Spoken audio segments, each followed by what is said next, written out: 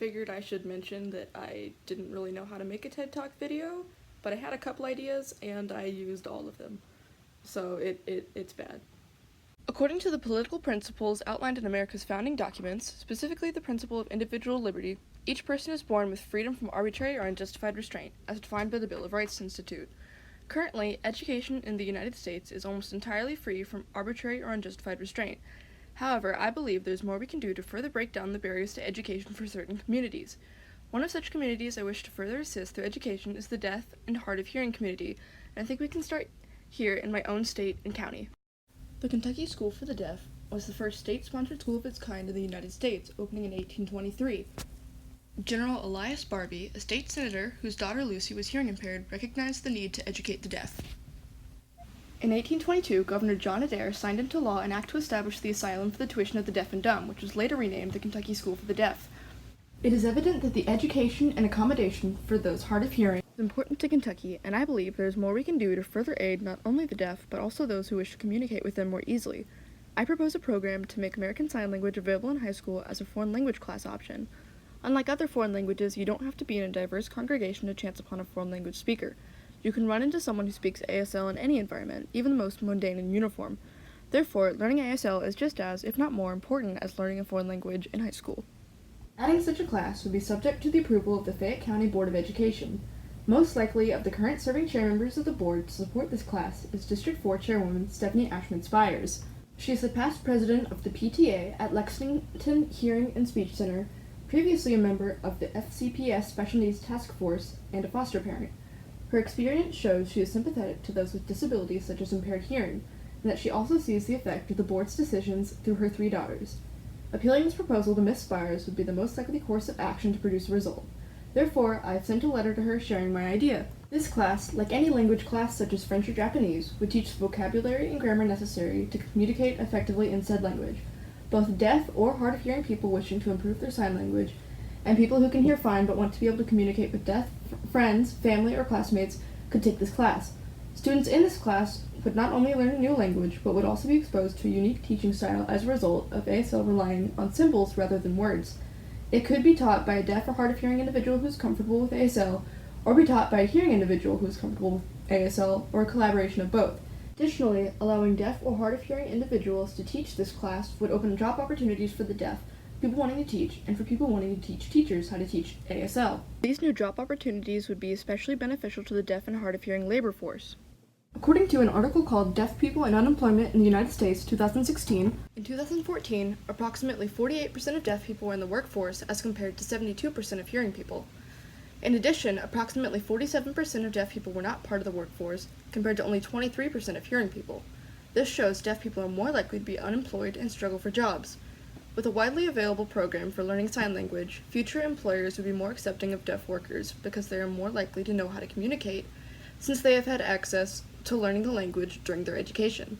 This program would reduce the gap between employment of deaf and hearing individuals. Additionally, it would create more jobs that are advantageous towards the deaf, which would also help reduce the employment gap. Why is improving the employment rate for deaf people important?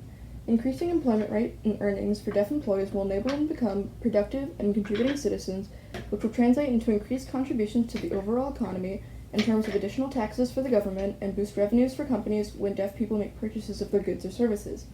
Most importantly, a higher employment rate in the deaf community reduces their dependence on entitlement programs such as Social Security or other government transfer payments to maintain a minimum standard of living. As previously stated, high school classes teaching ASL would contribute to improving the employment rate for deaf people, thus strengthening our economy, a welcome improvement considering the economy's current decline. This topic is especially important to me because my neighbor and childhood friend is going deaf due to an inherited issue. I've been trying to learn ASL on my own to help make it easier to keep talking with her like I always have, but like other students, I'm busy with homework, studying, after-school activities, and family commitments like babysitting younger siblings. If I had the option to take a class on ASL, I wouldn't face as much difficulty in my endeavor to communicate with my neighbor. As public school is available to everyone, it isn't unlikely to come across a deaf student or an interpreter. I'm only in my freshman year of high school, and counting my neighbor, I've met 3 partially deaf people, and Mr. Poole, a super cool guy and also one of the interpreters at Lafayette. I think it's safe to assume that the average person sees someone using sign language 1 or more times in their lifetime. Knowing sign language is likely to be of use to the average person at least once, so an ASL class would not be a total waste of time and resources. Because the class is optional, the chances of a student using their knowledge from the class is very likely, since they probably chose the class with the intention of applying their acquired knowledge outside of school. Therefore, this class is definitely a valuable addition to the student's menu of available classes. Finally, I would like to address some counter-arguments against providing these classes. First, we encounter the issue of hiring more teachers. Already, as evident in the above-average student-to-teacher ratio, 19:1 versus the average 14:1 in Kentucky high schools, and the 2,000 plus students attending my own school, Lafayette, we happen to be a little packed.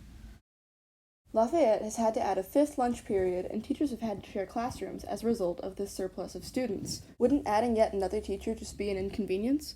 Yes, I do think more teachers would be a hindrance due to the lack of classrooms. However, education isn't about convenience. It's about ensuring that the next generation has the knowledge and means to make a better future. Furthermore, the school has faced this problem before and has simply built more classrooms. Currently, there are proposals of yet another addition to the school to make more space. Now would be the perfect time to add another teacher because he or she may be able to have their own new classroom to change as they see fit for such a unique class.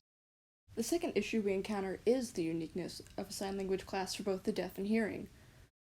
Unlike most other classes, you cannot rely solely on words to teach the subject.